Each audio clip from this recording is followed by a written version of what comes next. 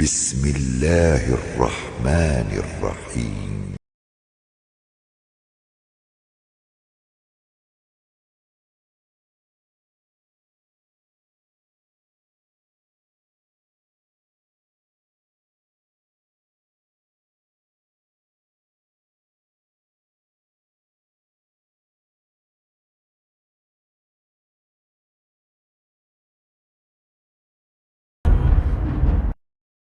அஸ்ஸலாமு அலைக்கும் வரஹ்மத்துல்லாஹி வபரகாத்து.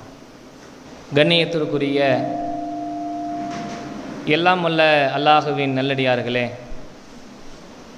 அல்லாஹுடைய பேரருளால் அவனுடைய மார்க்கத்தை அறிந்து கொள்ள வேண்டும் என்ற பேராவலோடு நாம் எல்லாம் இங்கே அமர்ந்திருக்கின்றோம். இப்பொழுது நாம் அறிந்து கொள்கின்ற தலைப்பு என்னவென்றால், இறுதி தூதரின் இறுதி பேருரை என்ற தலைப்பு எனக்கு வழங்கியிருக்கிறார்கள். இந்த தலைப்பை தேர்வு செய்தனுடைய மிக முக்கியமான ஒரு நோக்கம், நபிகள் நாயகம் ஸல்லல்லாஹு அலைஹி வஸல்லம் அவருடைய வாழ்க்கை 63 ஆண்டு காலங்களில் 23 ஆண்டு காலம் இறை தூதராக நபிகள் நாயகம் ஸல்லல்லாஹு அலைஹி வஸல்லம் அவர்கள் வாழ்ந்து மரணித்திருக்கிறார்கள். தன்னுடைய வாழ்நாளில் 23 ஆண்டு காலம் செய்த இறை பிரச்சாரத்தை தன்னுடைய வாழ்வின் இறுதியாக செய்யப்பட்ட ஒரு ஹஜ்ஜி, ஒரே ஒரு ஹஜ்ஜி தான், அது இறுதி ஹஜ்ஜி என்று வரலாற்றிலே சொல்லப்படுகிறது. அந்த இறுதி ஹஜ்ஜின் பொழுது தன்னுடைய வாழ்க்கையில் 23 ஆண்டு காலம் என்னவெல்லாம் பிரச்சாரம் செய்தார்களோ அத்தனை விஷயங்களையும் பெரும்பான்மையான செய்திகளை உள்ளடக்கியதாக அல்லாஹு ரப்புல் ஆலமீன் தன்னுடைய வாழ்நாளில் உள்ள அனைத்து விஷயங்களையும் அல்லாஹ் சொல்ல செய்திருக்கிறான். அதனால தான் வரலாற்றிலே நபிகள் நாயகம் ஸல்லல்லாஹு அலைஹி வஸல்லம் அவர்கள் ஆற்றிய அந்த இறுதி உரைக்கு ஹஜ்ஜத்துல் விதா, விடைபெறுகிற ஹஜ்ஜி என்ற பெயரையும் வரலாற்றிலே சொல்லி, அந்த ஹஜ்ஜிலே சொல்லிய அனைத்து விஷயங்களையும் இறுதி பேருரை என்று வரலாற்றிலே பதிவு செய்து வைத்திருக்கிறார்கள்.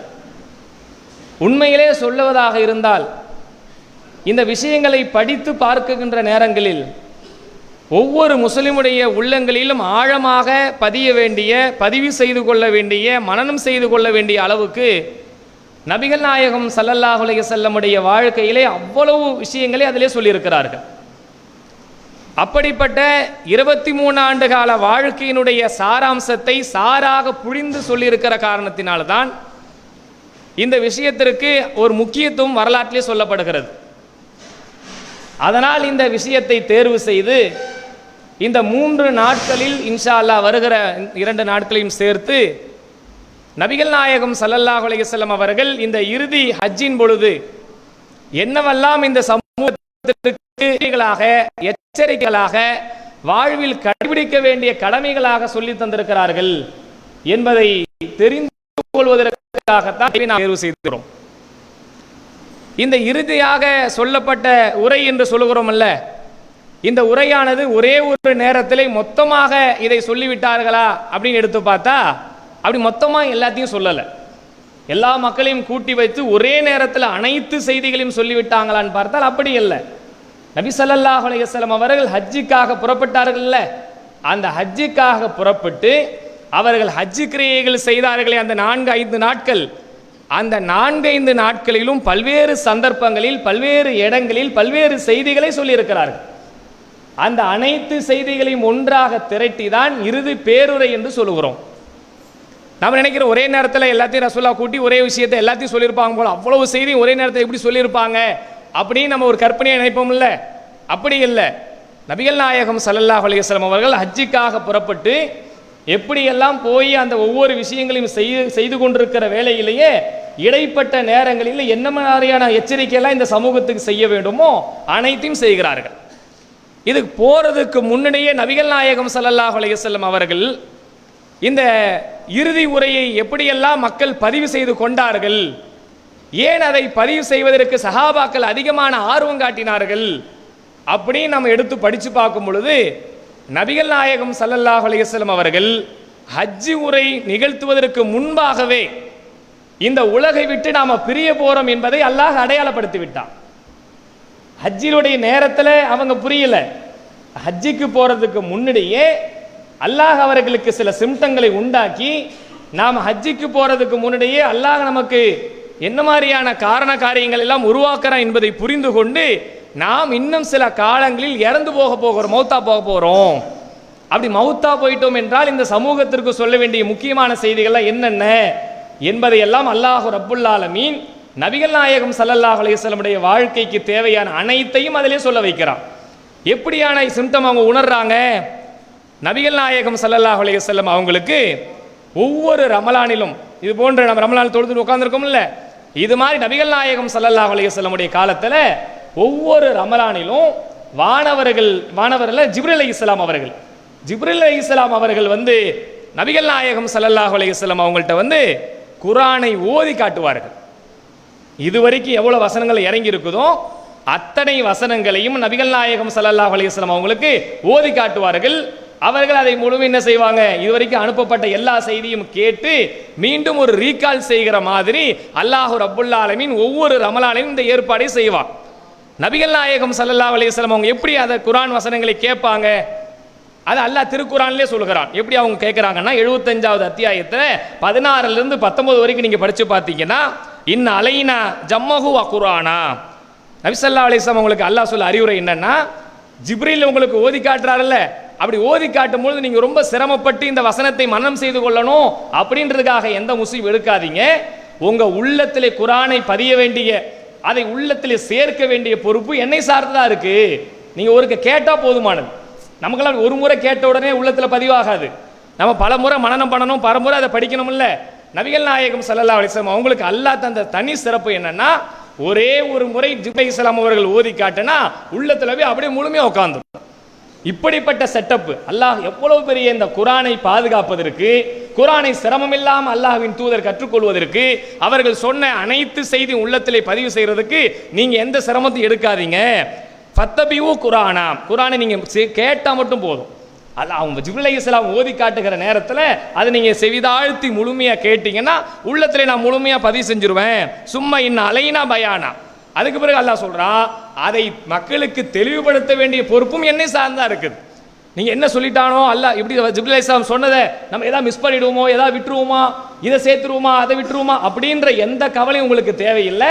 நாம் எதை சொல்லுகிறோமோ அதை முழுமையாக நீங்கள் பொறுமையாக கேட்டால் போதும். உள்ளத்திலே பதிவு செய்து அதை மக்களுக்கு தெளிவுபடுத்த வேண்டிய, விளக்கத்தை சொல்ல வேண்டிய பொறுப்பு என்னை சார்ந்தது அப்படின்னு அல்லாஹ் திருக்குர்ஆனில் சொல்லுகிறனால ஒவ்வொரு முறையும் ஓதி காட்டுறது எல்லாமே என்ன செய்வாங்க, ஜிப்ரீல் அலைஹிஸ்ஸலாம் வந்து ரமலானில் கேட்பாங்க.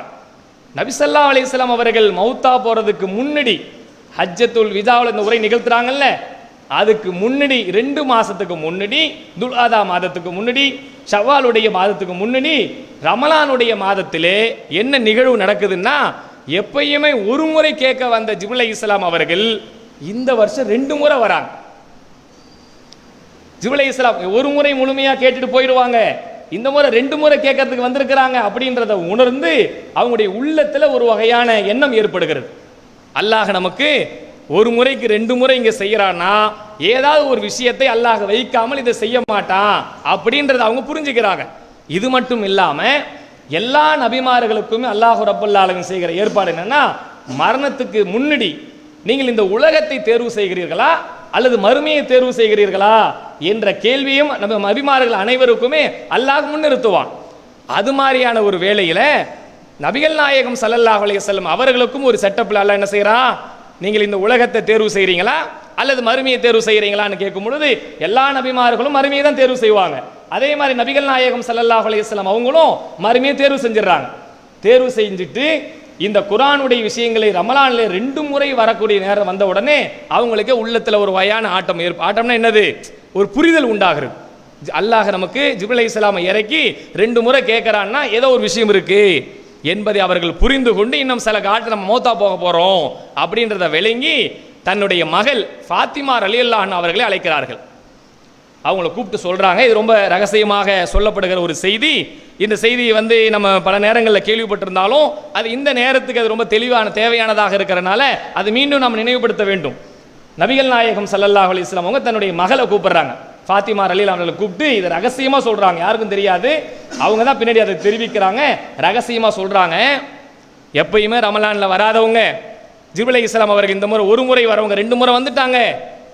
நான் இன்னும் கொஞ்ச நாள்ல மௌத்தா போயிருவேன்னு நினைக்கிறேன், நான் உங்களுக்கு ஒரு ரகசியத்தை சொல்ல போறேன்னு கூப்பிட்டு அவங்க எப்பயுமே வராத ஜிப்ரீல் அலைஹிஸ்ஸலாம் அவங்க 2 முறை வந்திருக்கிறனால என் உள்ளத்தில் ஆழ் மனசுல ஒரு விஷயம் ஏற்படுகிறது. அதனால இப்ப என்ன செய்யறோம்னா, நான் ஒரு முறை 2 முறை கேட்டுட்டனால உங்களுக்கு சில செய்திகளை சொல்றேன், இன்னும் கொஞ்ச நாள்ல நான் மரணித்து விட போகிறேன் அப்படின்னு தன்னுடைய மகளிடத்துல ஃபாத்திமா ரலியல்லாஹு அவர்கள்ட்ட அந்த செய்தியை அறிவிக்கிறார்கள். இந்த செய்தியை கேட்ட உடனே அன்னை ஃபாத்திமா ரலியல்லாஹு அவர்கள் என்ன செய்யறாங்கன்னா ரொம்ப அழுகுறாங்க. அவங்க தேம்பி தேம்பி அழுவக்கூடிய ஒரு நிலை உண்டாகிறது. உடனே அவங்க சொல்றாங்க, தன்னுடைய தகப்பனார் அழுவாதீங்க, உங்களை அழுவக்கூடிய விஷயமாக இது நான் இருந்தாலும் நீங்க இதை அழுவாதீங்க அப்படின்னு சொல்லிட்டு இன்னொரு செய்தியும் அவர்களுக்கு சேர்த்து சொல்றாங்க. இந்த செய்தியை அவங்களுக்கு சொல்லும் பொழுது ரொம்ப சந்தோஷத்துக்குரிய ஒரு மிக மிக மகிழ்ச்சியான ஒரு செய்தி. ஒரு பக்கம் மரண செய்தியை சொல்கிறார்கள், நான் மரணிக்க போகிறேன்னு. இன்னொரு செய்தியை அவர்களுக்கு அறிவிக்கிறார்கள், அமா தர்லீன் அன் தக்கூனி சய்யிதத்து நிசா அல் ஜன்னா, நான் மௌத்தா போக போறேன் இன்னும் சில நாட்கள் உங்களுக்கு சொன்னல. அதிலோட ஒரு முக்கியமான இன்னொரு செய்தி என்னன்னா, சொர்க்கத்திலே நாளை மறுமையில் அந்த சொர்க்கத்துடைய பெண்கள் எல்லாம் இருக்கார்கள்ல, அந்த பெண்களுடைய தலைவியாக அல்லாஹ் உன்னை தான் நியமிக்க போகிறான். இந்த செய்தி நபி ஸல்லல்லாஹு அலைஹி வஸல்லம் அவங்க உங்களுக்கு சொல்றாங்க. நாளை மறுமையில சொர்க்கத்துல பெண்களுக்கெல்லாம் தலைவியாக யார் இருப்பா அப்படின்னா ஃபாத்திமா ரலியல்லாஹு அவர்கள் தான் என்ன செய்வாங்க, தலைவியாக இருப்பார்கள். இதையும் சொல்லுகிறார்கள். இன்னொரு செய்தி நபி ஸல்லல்லாஹு அலைஹி வஸல்லம் அவங்க சொல்றாங்க, என்னுடைய மரணத்திற்கு பிறகு அடுத்தபடியாக என் குடும்பத்தில் என்னை சந்திப்பதற்காக வர இருக்கிறது யார் தெரியுங்களா, நீங்க தான் வர போறீங்க. 2 விஷயத்தை சுசலாசம் அவங்களுக்கு சொல்றாங்க. ஒன்று, என்னுடைய மரணமும் நான் மௌத்தா போறேன் சில நாட்டில். அதுக்கடுத்து என்ன செய்கிறாங்க, என்னுடைய குடும்பத்திலே அடுத்தபடியாக நீங்க தான் மௌத்தா போய் அல்லாஹ்விடத்தில் வர இருக்கிறீங்க அப்படின்ற செய்தியும் சொல்றாங்க. நாளை மறுமையிலே சொர்க்கத்திலே பெண்களுடைய தலைவியாக அல்லாஹ் உங்களை நியமிக்க போகிறான் அப்படின்ற இந்த செய்தியும் சொல்கிறார். இதெல்லாம் ஏன் நபி ஸல்லல்லாஹு அலைஹி வஸல்லம் முன்கூட்டியே சொல்றாங்க, நம்முடைய மரணம் நெருங்கி இருக்க காரணத்தினால தன்னுடைய மகளுக்கு என்னென்ன மாதிரியான செய்திகள்லாம் சொல்ல வேண்டுமோ அல்லாஹ் ரப்புல் ஆலமீன் ஒவ்வொன்றாக அதை தெளிவுபடுத்துகிற செய்தியை பார்க்கிறோம். இந்த செய்தியில் இன்னொரு விஷயத்தை நம்ம நுணுக்கமா யோசிக்க வேண்டியிருக்கிறது. நபி ஸல்லல்லாஹு அலைஹி வஸல்லம் உடைய ஃபேமிலி நீங்க எடுத்து பாருங்க. அல்லாஹ் தன்னுடைய வாழ்க்கையில் ஏற்படுத்தி ஏராளமான சோதனைகளை, ஏராளமான பிரச்சனைகளை அல்லாஹ்வின் தூதர் தன் உள்ளத்தில் எத்தனை விஷயங்களை இலகுவாக தாங்கி இருக்கிறார்கள். எத்தனையோ உளவியல் சார்ந்த பல்வேறு செய்திகள் நாம் அறிந்து வந்தோம். அல்லாஹ் ரப்புல் ஆலமீன் எப்படிப்பட்ட விஷயங்கள் எல்லாம் இந்த சமூகத்திற்கு ரொம்ப எளிமையாக தந்திருக்கிறான் என்ற விஷயங்களை ஏராளமான செய்தி அறிந்திருக்கிறோம். அதிலே மிக முக்கியமான ஒரு செய்தி, தன்னுடைய வாழ்க்கையில் ஒரு சின்ன பிரச்சனை ஏற்பட்டாலும் கூட தளர்ந்து போகிற, உடைந்து போகிற, காணாமல் போகிற, சமூகத்திலே தலை காட்டுவதற்கு அசிங்கப்படுகிற நாம், நபிகள் நாயகம் ஸல்லல்லாஹு அலைஹி வஸல்லம் அவர்கள் ஒரு இறை தூதராக இருக்கிறாங்க. தன்னுடைய வாழ்க்கையில் இறை தூதராக இருக்கும் பொழுது ஏராளமான நெருக்கடிகளையும் பிரச்சனைகளையும் சந்திக்கிறார்கள். அப்படி சந்திக்கிற காலத்தில் தான் உயிரோடு இருக்கும் பொழுதே அன்னை கதீஜா ரலியல்லாஹு அன்ஹா அவர்கள் மூலமாக பிறந்த 3 பெண் பிள்ளைகளையும் அங்கே இறக்கிறார்கள். நபி ஸல்லல்லாஹு அலைஹி வஸல்லம் உயிரோடு இருக்கும் பொழுதே 3 பெண் பிள்ளைகள், ஜெய்னப் அவர்கள், ருக்கையா அவர்கள், உம்மு குல்சும் அவர்கள், 3 பெண் பிள்ளைகளும் நபிகள் நாயகம் ஸல்லல்லாஹு அலைஹி வஸல்லம் அவங்க உயிரோடு இருக்கும் பொழுதே இறந்து போகிறார்கள். அப்படி ரசூல்லா மௌத்தா போனவனே கொஞ்ச நாள்ல ஃபாத்திமா ரலியல்லாஹு அன்ஹா அவர்களும் ஒரு 6 மாத காலத்தில் அவங்களும் மௌத்தா போயிட்டாங்க. தன் வாழ்க்கையில 3 பெண் பிள்ளைகளையும் இழந்திருக்கிறார்கள். அது மட்டுமல்ல, பெண் பிள்ளைகள் மட்டும் மௌத்தா போல, உயிரோடு இருக்கும் பொழுது அல்லாஹ் தந்த ஆண் குழந்தைகளும் இறந்திருக்கிறார்கள். எப்படிப்பட்ட வரலாற்றில் சொல்லப்படுகிற தாஹீர், அதே மாதிரி தையூப், காசிம் அப்படின்னு சொல்லுகிற 3 ஆண் பிள்ளைகளும் அவர்கள் உயிரோடு இருக்கும் பொழுது தன் கண் முன்னாடியே அவர்களும் மௌத்தா போயிருக்கிறார்கள். 3 பெண் பிள்ளைகள், 3 ஆண் பிள்ளைகள். எப்படி கொஞ்சமாவது மனசுல ஒரு சலனம் ஏற்படணுமா இல்லையா? கஷ்டம் நீங்க பாருங்க.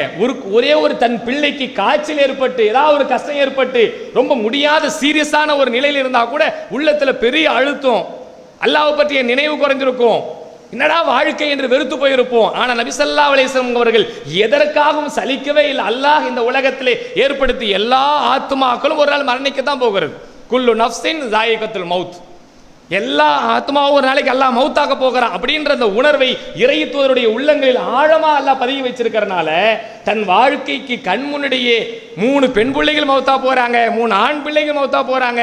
ஆனால் அல்லாஹ்வின் தூதர் அவர்கள் இதெல்லாம் அல்லாஹ் கொடுத்திருக்கிறான், அல்லாஹ் எடுக்க இருக்கிறான், நானும் ஒரு நாளைக்கு போவருக்கிறேன் என்ற ஒரு மன வலிமையை உள்ளத்திலே தாங்கி இருக்கிறார் என்றால், தன் பெண் பிள்ளையை அழைத்து தன் மரண செய்தியை சொல்லுகிறார் என்று சொன்னால் இன்னைக்கு நம்ம அப்படி யாராவது சொல்லுவோமா? தன் பிள்ளைகளை கூப்பிட்டு நான் இன்னும் கொஞ்ச நாள் மௌத்தா போயிட்டோம்னா அப்படின்னு பேச ஆரம்பிக்கும் பொழுதே நம்ம குடும்பத்தில் இருக்கவங்களாம் அப்படியே ஆட்டம் கண்டுடுவாங்க. அது சொல்றதுக்கே நமக்கு மனசு வராது. நம்ம மௌத்தா போறது நம்ம எப்படி சொல்லுவோம்? Gem Shop Eco Limited, supplier of quality precious and semi-precious gemstones and diamonds. Room number 341, A B, 3rd floor, Jewelry Trade Center Block, Bangkok, Thailand. நீங்கள் அனாதை குழந்தைகளை ஆதரிக்க விரும்புகிறீர்களா? தந்தை இழந்து தரமான உணவின்றி, நல்ல உடைகளின்றி, சரியான வழிகாட்டுதலின்றி அனாதைகளாக வாழும் இந்த குழந்தைகளுக்கு உதவும் கரங்கள் தான் தாருல் இல்ம் உதவும் கரங்கள். அல்லாஹ்வின் உதவியால் 2010 10 குழந்தைகள் என்று ஆரம்பிக்கப்பட்ட உதவும் கரங்கள் சமூகத்தில் கவனிப்பாரற்று அதிகரித்து வரும் அனாதை குழந்தைகளை கருத்தில் கொண்டு தற்போது 160 குழந்தைகளுக்கு மேல் பொறுப்படுத்தி செயல்பட்டு வருகிறது. இதுவரை வாடகை கட்டிடத்தில் செயல்பட்டு வரும் உதவும் கரங்கள் அனாதை பிள்ளைகளின் தேவைகளுக்காக சொந்தமாக இடம் வாங்கி கட்டுமான பணிக்கான வேலைகளும் ஆரம்பிக்கப்பட்டுள்ளன. இந்த கட்டுமான பணிக்காக உங்கள் ஜக்காத் மற்றும் சதக்காவை தாராளமாக தந்து உதவிடுங்கள். நீங்கள் செய்யும் இந்த உதவி சதக்கத்துல் ஜாரியா, நிலையான தர்மம், உங்களுக்காக, உங்கள் பெற்றோர்களுக்காக, இறைவனடி சேர்ந்த உங்களை பெற்றோர்களுக்காக தாராளமாக தந்து உதவிடுங்கள். உங்கள் ஜகாத் மற்றும் சதக்காவை அனுப்ப வேண்டிய முகவரி தாருல் இல்ம், நம்பர் 64, பார்த்தசாரை தெரு, பழைய வண்ணாரப்பேட்டை, சென்னை 21. தொடர்புக்கு 9840725020, 9600055060. ஹயா பர்தா, பில்லர் ஸ்கேட், opposite stadium, Nagercoil, Kanyakumari district. இந்நிகழ்ச்சி வெற்றி பெற வாழ்த்தும் ஃபஹீம் ஷாப்பிங் சென்டர், மலேசியா. இந்நிகழ்ச்சி வெற்றி பெற வாழ்த்தும் நெஞ்சங்கள் ரெஸ்டாரண்ட், முஸ்லிம் கரி ஹவுஸ், மலேசியா. இந்நிகழ்ச்சி சிறக்க ஏக இறைவனை பிரார்த்திக்கும் இப்ராஹிம் சூப்பர் மார்க்கெட், மலேசியா. மவுத்து அப்படின்னாலே நமக்குலாம் ஒரு பயமா இருக்கும். ஆனால் எல்லாரும் ஒரு நாளைக்கு மவுத்தா போறோம், அல்லாஹ்விட்ட போய் நிக்க போறோம், அல்லாஹ் இடத்துல மறுமை விசாரணை இருக்குது. மவுத்தா போறதுக்கு முன்னாடி நம்ம நல்ல அமல்களை, நல்ல காரியங்களை செய்துகிட்டு தயாராகணும் அப்படின்ற ஒரு சிந்தனை தான் தன் குடும்பத்தார்களுக்கு அல்லாஹ்வின் தூதர் அவர்கள் மீண்டும் மீண்டும் நினைவுபடுத்தியிருக்கிறார் அப்படின்றது இந்த செய்தியிலிருந்து தெரிகிறது. அதற்கு எனக்கு பிறகு நீ சீக்கிரம் வரப்போற ஒன்னால கிடையாது. இப்படி இப்ராஹிம் அவர் இது இந்த 3 பெண் ஆண் குழந்தைங்க, அது இல்லாம இப்ராஹிம் தன்னுடைய அடிமை பெண் மூலமாக பிறந்த மாரியத்துல் கிபித்தியா என்று சொல்லுகிற அடிமை பெண் மூலமாக பிறந்த அந்த இப்ராஹிம் என்ற அந்த குழந்தையும் வரலாற்று நம்ம பலமுறை உரைகளில் கேட்டிருக்கோமே, படிச்சிருக்கிறோமே. தன் கையில் அந்த குழந்தையை வைத்துக்கொண்டு 16 மாத குழந்தையை கையில் வைத்துக்கொண்டு அல்லாஹ்வின் தூதர் அவர்கள் சொல்வாரே, என் உள்ளம் கனக்கிறது, என் கண்கள் கண்ணீர் வடிக்கிறது, ஆனால் அல்லாஹ் விரும்பாத எந்த வார்த்தையும் நான் பேச மாட்டேன்.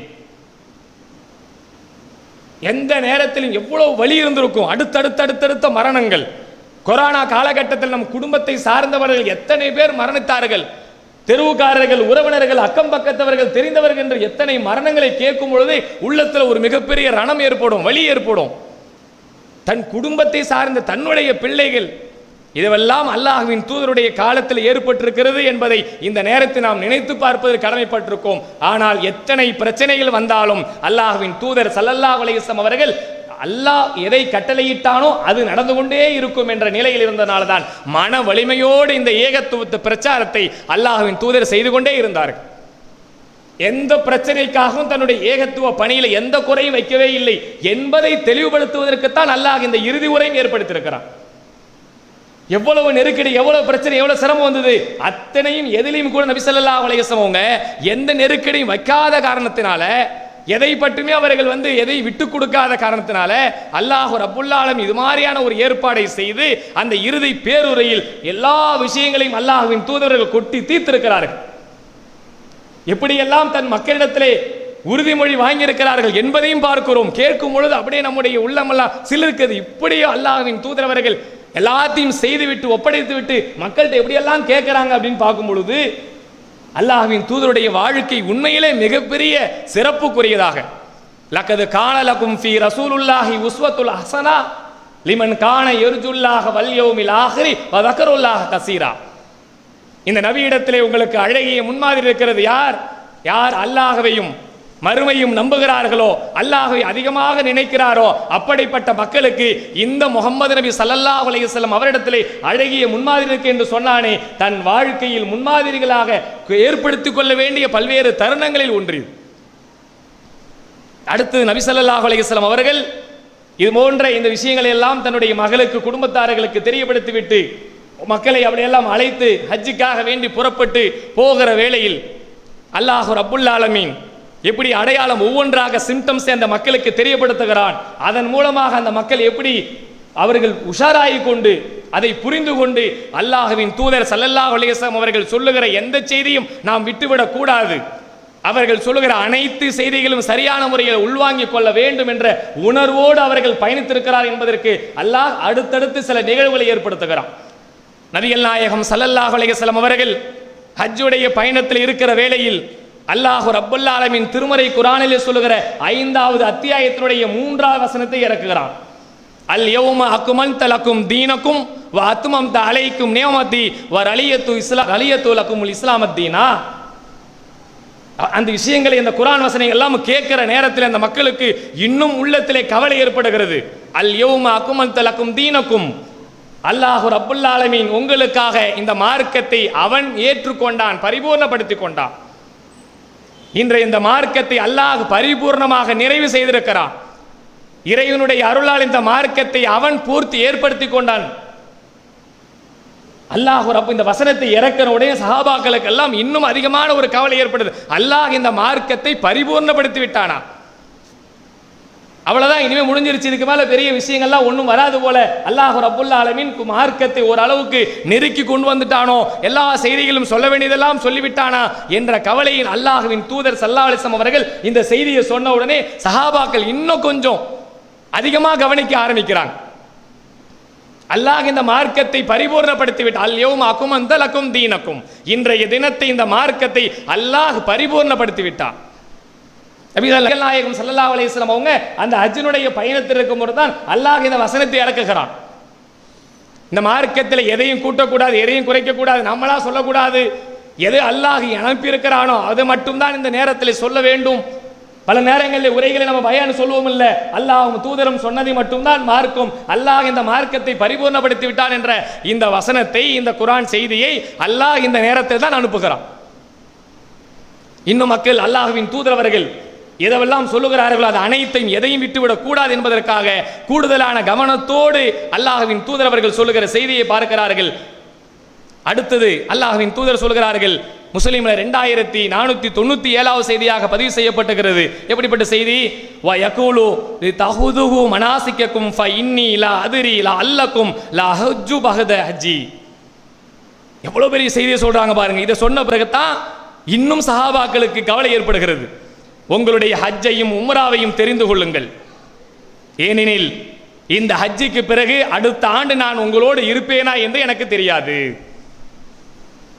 இதை சொன்ன உடனே சஹாபாக்களுக்கெல்லாம் எப்படி இருக்கும் நீங்க யோசனை பண்ணி பாருங்க. அல்லாஹ்வின் தூதர் மரணித்து விட்டார்கள் என்ற செய்தியை கேள்விப்படும் பொழுதே சில நேரங்கள் நம்முடைய உள்ளங்களில் கவலை ஏற்படும்.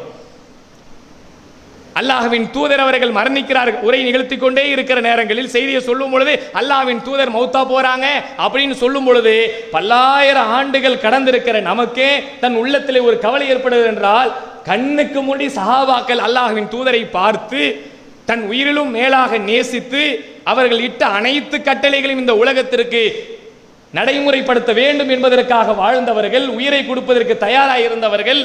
அல்லாஹ்வின் தூதர் ஒவ்வொரு சிம்டமாக ஒன்று ஒன்றாக எச்சரிக்கை செய்கிற நேரத்தில் இதற்கு பிறகு உங்களோடு நான் இருப்பேனா என்று தெரியாது, இந்த ஹஜ்ஜையும் உம்ராயும் நான் சொல்லித் தருகிற செய்தியை நீங்கள் தெரிந்து கொள்ளுங்கள். எவ்வளவு கவலை இருக்கும் அவங்களுடைய உள்ளத்தில் பாருங்க.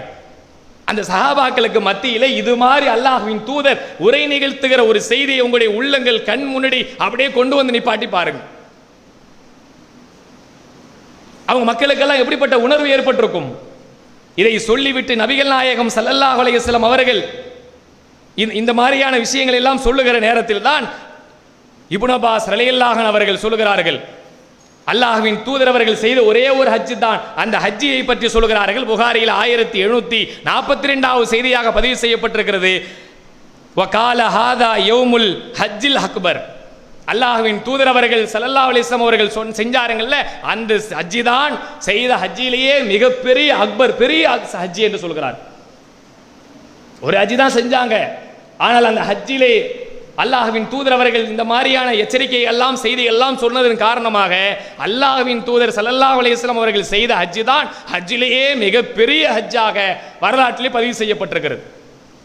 இப்னு அப்பாஸ் ரலியல்லாஹு அவர்கள் அறிவிக்கிறார்கள் இன்னொரு செய்தியில, என் உயிர் யார் கைவசம் இருக்கிறதோ அவன் மீது ஆணையிட்டு நான் சொல்லுகிறேன், அல்லாஹ்வின் தூதர் ஸல்லல்லாஹு அலைஹி வஸல்லம் அவர்கள் சொன்ன செய்திதான் இறுதியாக சொல்லப்பட்ட உயிலாக மரண சாசனமாக அல்லாஹ்வின் தூதர் ஸல்லல்லாஹு அலைஹி வஸல்லம் உடைய செய்தி என்று அவர்கள் பதிவு செய்கிறார்கள்.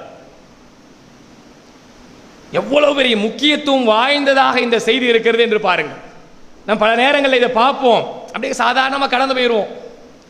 ஒவ்வொரு சஹாபாக்களுக்கும் ஏற்பட்ட உணர்வுகள் என்ன, அவருக்கு என்ன மாதிரியான செய்திகள்லாம் பதிவு செய்திருக்கிறார்கள், அந்த ஹஜ்ஜிலே சொல்லப்பட்ட செய்தியை கேட்பதற்காக அவர்களுடைய உணர்வுகள் எப்படி இருந்திருக்கிறது, எதையும் விட்டுவிடக் கூடாது என்று ஒரு தகப்பன் தன் பிள்ளைக்கு சொல்லுகிற அறிவுரை போல கூப்பிட்டு வச்சு தன் பிள்ளைக்கு முக்கியமான சில செய்திகளை சொல்லுகிற நேரத்தில் எப்படிப்பட்ட உணர்வு அவர்களுக்கு ஏற்படும், அது மாதிரியான உணர்வோடு அனைத்து செய்தியும் கேட்பதற்காக சஹாபாக்கள் ஹஜ்ஜிலே மிக பெரிய ஹஜ் என்று சொல்கிறார்கள். அல்லாஹ்வின் தூதர் ஸல்லல்லாஹு அலைஹி வஸல்லம் அவர்கள் செய்த இந்த உயிரை இந்த மரண சாசனத்தை நாங்கள் எல்லோரும் அதை கேட்டுக்கொண்டோம், அதை பதிவு செய்து கொண்டோம் என்று வரலாற்றில் சொல்லப்படுகிற என்று சொன்னால், இந்த செய்தியை நம்முடைய வாழ்க்கையில் அதிகமாக உள்ளத்தில் ஏந்தி பதிவு வைக்க வேண்டிய மிக முக்கியமான செய்தி என்பதற்காக அல்லாஹ்வின் தூதர் ஸல்லல்லாஹு அலைஹி வஸல்லம் அவர்கள் சொன்ன செய்தியை சஹாபாக்கள் இப்படி பிரித்திருக்கிறார்கள். ஒவ்வொரு சந்தர்ப்பத்திலும் ஒவ்வொரு செய்தியாக மக்களுக்கு எச்சரித்துக் கொண்டே வருகிறார்கள். அதில் அல்லாஹ்வின் தூதர் ஸல்லல்லாஹு அலைஹி வஸல்லம் அவர்கள் எச்சரித்த செய்திகளில் பல்வேறு செய்திகளில் ஒவ்வொன்றாக வரிசையாக சொல்ல இயலாது, பல நேரங்களில் பல்வேறு செய்திகளை சொன்னதை நாம் வரிசைப்படுத்தி ஒவ்வொரு செய்தியாக ஒன்றுக்கு பின் ஒன்றாக அறிந்து கொள்ளலாம். எப்படி அல்லாஹ்வின் தூதர் அவர்கள் எச்சரிக்கை செய்கிறார் என்று சொன்னால், முஸ்லிமிலே 2334வது செய்தியாக பதிவு செய்யப்பட்டிருக்கிறது. அல்லாஹ்வின் தூதர் ஸல்லல்லாஹு அலைஹி வஸல்லம் அவர்கள் அந்த மக்களுக்கு சொல்ல வேண்டிய முக்கியமான செய்திகளில் இவ்வளவு விஷயத்தை சொல்லிட்டு வராங்கல்ல, அதற்கு சொல்வதற்கு முன்னாடி சொல்றாங்க, காலு நஷ்ஹது அன்னக கது பல்லகத வ அத்தைத வ நஸகத். நாளை மறுமை நாளில் அல்லாஹ் ரப்புல் ஆலமீன், நான் உங்களிடத்தில் இத்தனை ஆண்டு காலம் பிரச்சாரம் செய்தேனே, மார்க்கத்தை சொன்னேனே, அப்படி மறுமையிலே அல்லாஹ் உங்களை இதை பற்றி விசாரிப்பான், என்னை பற்றி உங்கள்கிட்ட கேள்வி கேட்பான். அப்படி கேள்வி கேட்கிற நேரத்தில் நீங்க என்னை பத்தி என்ன சொல்லுவீங்க? இதெல்லாம் ரசூல் ஸல்லல்லாஹு அலைஹி வஸல்லம் அங்க செய்தியை கொண்டு வராங்க பாருங்க.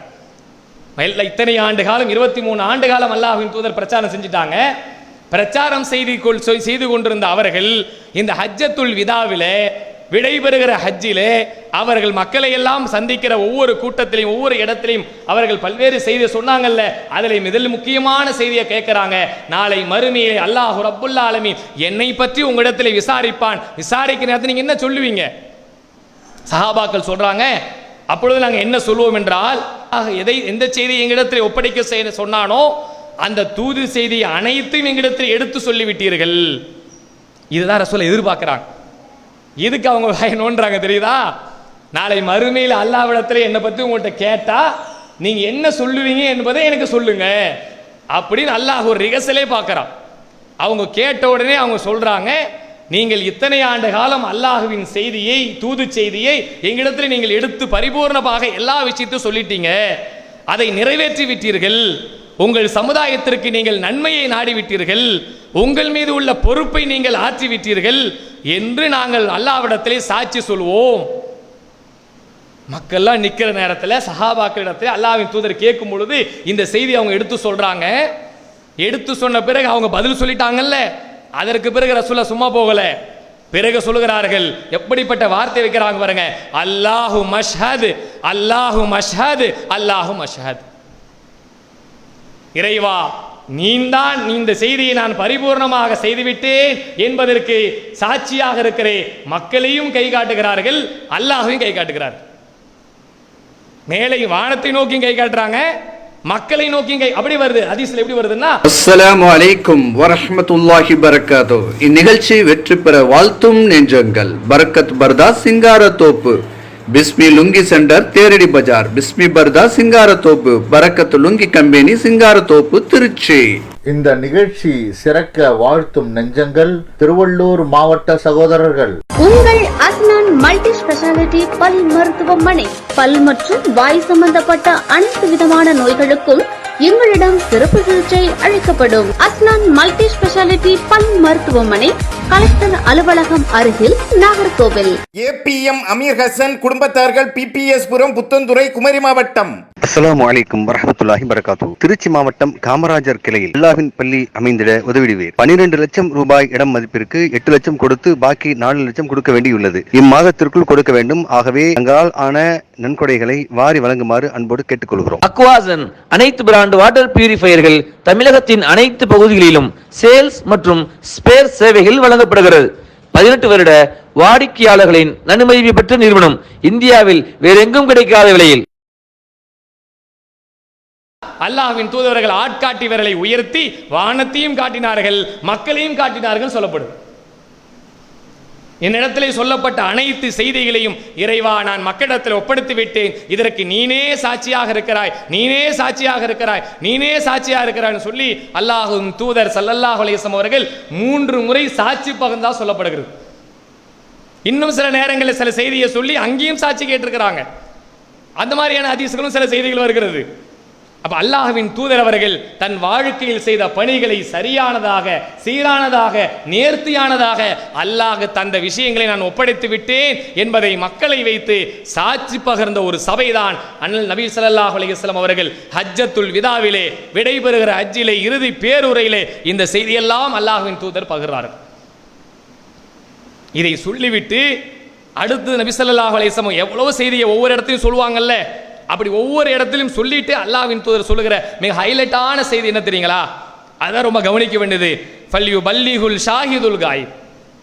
இங்க வந்திருக்கீங்கல்ல, வந்திருக்க மக்கள்லாம் நான் சொல்றதெல்லாம் கேட்குறீங்கல்ல, நான் கேட்ட விஷயங்களை எல்லாத்தையும் நீங்கள் கேட்காத வராத மக்களுக்கு கொண்டு போய் சொல்லிடுங்க.